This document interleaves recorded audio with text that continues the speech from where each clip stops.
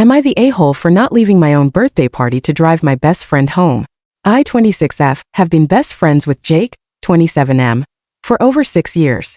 We work at the same company and are also planning to go on a work and travel trip together soon. This situation happened last Friday, which was my birthday. I had planned a big family gathering with over 20 guests, some of whom traveled over an hour to be there. Jake was invited, and he told me he would come. The night before, we went grocery shopping together. But while sitting in the car, he suddenly told me last minute that he wouldn't be attending because he picked up an extra shift at work. I was a little hurt because we always celebrate our birthdays together, and he didn't need to take the shift. Our company has plenty of people who could have covered it. But I accepted it and moved on. On my birthday, we were texting before his shift. For context, Jake doesn't have a driver's license and usually relies on public transport or walks. I do have a license, but I don't own a car. I use my mother's when I need it. That afternoon, he mentioned that he would have to walk home because public transport stops running at a certain time, something he already knew when he took the shift. He also told me he was feeling a bit sick and asked if I could pick him up and drive him home. Our boss even told him he could leave 2 hours early to catch the last bus if he needed to, but he chose not to. I told him I couldn't leave my own birthday party just to pick him up and drive him home. I had guests over, food and drinks to serve, and I felt it would be rude to leave when people had put in time and effort to celebrate with me. He replied, "Can't you just leave for 5 minutes and drive me home?" I explained that it wasn't just a 5-minute trip. I would be gone for at least 30 minutes in total. He replied with a dismissive, "Okay." Later, I checked Find My to make sure he got home safely and texted him, apologizing that I couldn't drive him, reminding him that I normally do, but I really couldn't leave my own party. That's when he got angry and told me my behavior was unacceptable, and that I was just making excuses. For further context, I do drive him home fairly often, even when I'm not working the same shift as him. But this time I had a prior commitment, one that he was originally supposed to attend. I reminded him again that our boss had told him he could leave early to catch the bus. At this point, he started arguing that the town is dangerous at night, but we've both lived here our entire lives, and nothing has ever happened to us. I used to walk at night all the time before I had a license, and another friend of ours who is also a coworker regularly walks home late at night without issue. I tried to understand if something else was going on and asked him if maybe he was upset about something deeper and just projecting it onto this situation. I might have worded it poorly, but instead of talking, he just exploded at me. I apologized if I said it the wrong way, but at that point he wasn't listening to me at all. Meanwhile, he wasn't trying to understand my side either. I told him it was my responsibility to be at my own birthday party, and that my guests had made an effort to celebrate with me. I couldn't just disappear for half an hour. He dismissed that and told me I was a bad friend, a bad sister, because I said I wouldn't drive my sister home either if I had prior commitments and it wasn't an emergency, and that my priorities were all wrong. In the end, he told me he didn't want to see me for a while. I am honestly confused and questioning our friendship after this because of how he reacted. I really tried to understand his side, and I get that he was hurt that I wasn't there for him when he needed me. But at the same time, I couldn't just leave my own party if it wasn't an emergency. Now I don't know if our friendship can bounce back from this, or how I'm supposed to rely on him moving forward. If this is how he reacts to something like this, what happens if we end up in a similar situation while traveling? Is he just going to leave me behind if I don't do what he wants? For the context, him feeling sick was related to a sore throat, so nothing that would be classified as an emergency. Relevant comments. Commenter 1. I think if you really look back at your dynamic and who does what for who, you will find a huge imbalance with you doing more. Also, the fact that he did not want to go to a party celebrating you and not him, and he wanted you to leave the party, is indicating he just wants to use you. OP. Yeah, there is a bit of an imbalance in the dynamic, but I thought it might be because of our different circumstances. His family isn't as well off as mine. Also, acts of service is my love language, so I tend to do a lot for people I hold dear.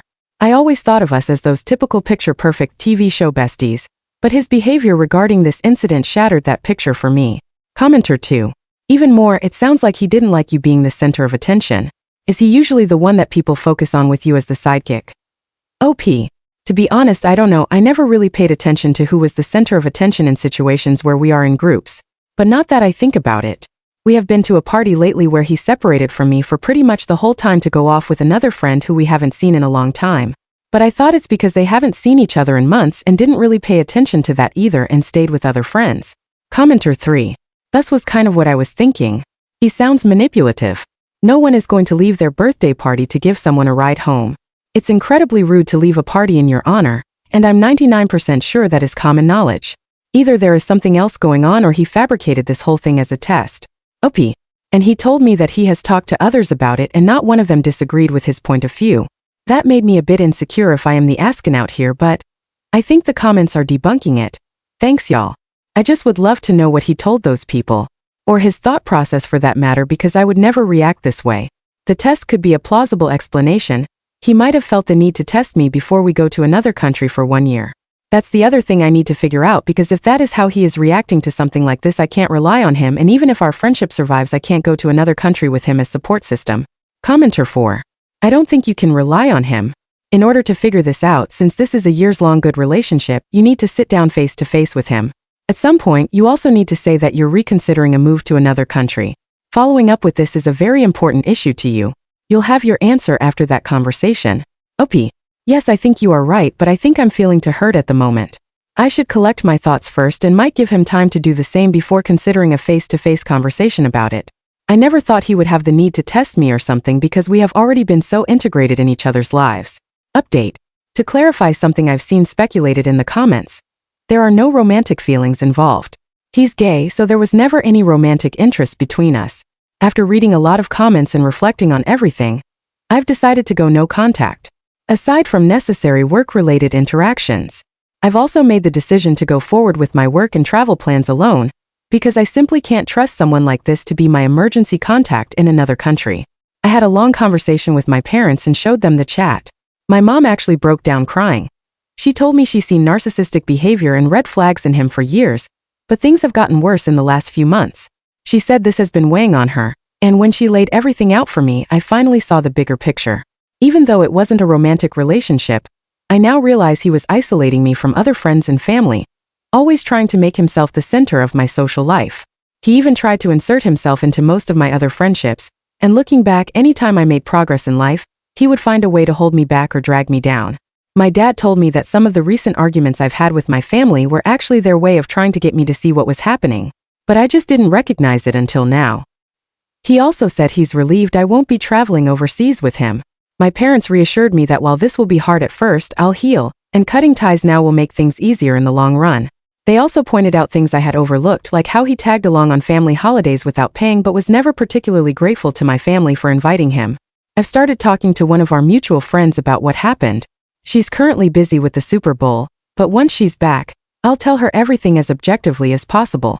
I don't want to trash talk him or damage his reputation at work, but if coworkers ask, I'll be honest about why I've distanced myself.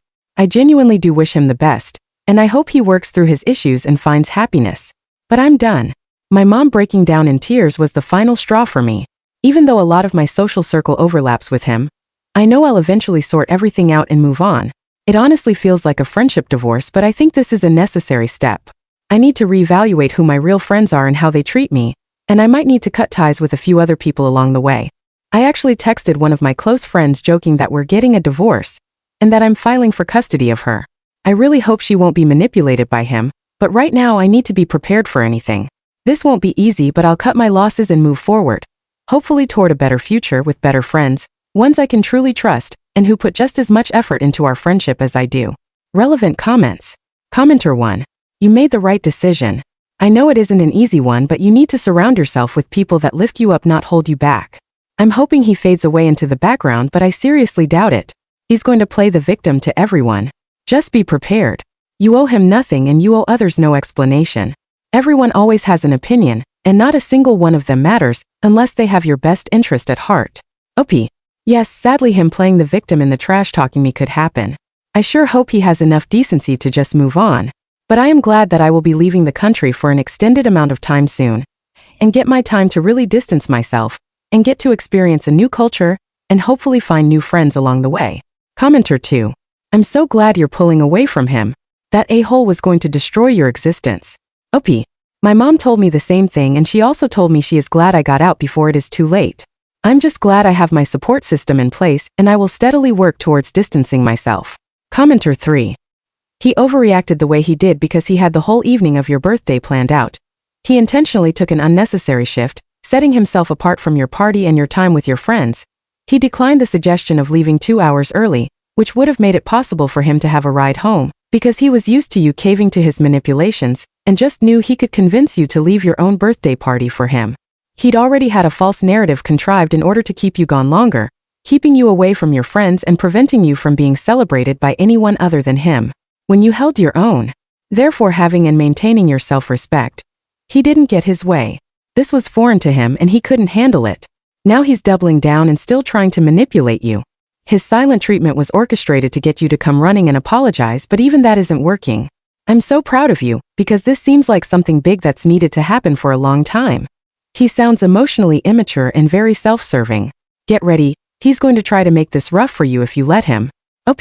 Thank you, but I will try my best not to let him try anything again. I'm even thinking of changing my job after the work and travel. Commenter 4. I was wondering, because he chose to pick up a shift at work. He chose not to attend your party. He chose to stay at work when he could have gone home early. He chose to not take the bus home. These were all his choices. You had a commitment.